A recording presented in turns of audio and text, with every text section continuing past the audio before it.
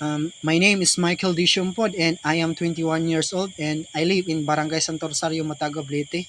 And I am a third year marine engineering student, section Alpha. And so the question is, either either gender is assigned at birth or gender is established at conception and recognized at birth.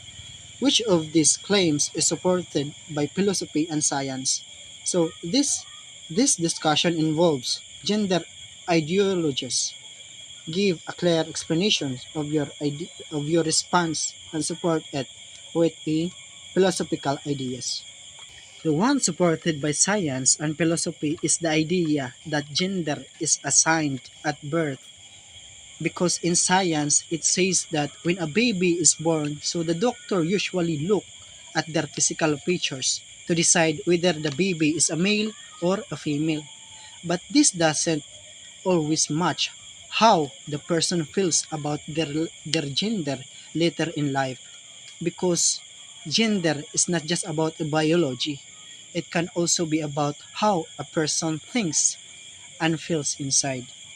And there are many philosophers will also agree with this statement, because they also said that gender is something that grows over time based on personal feelings and what society expects, not something that is set at conception.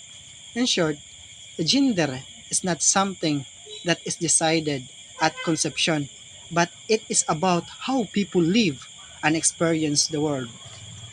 But we cannot change the fact or argue the fact that our identity has already been established, no matter how you change your behavior and personality.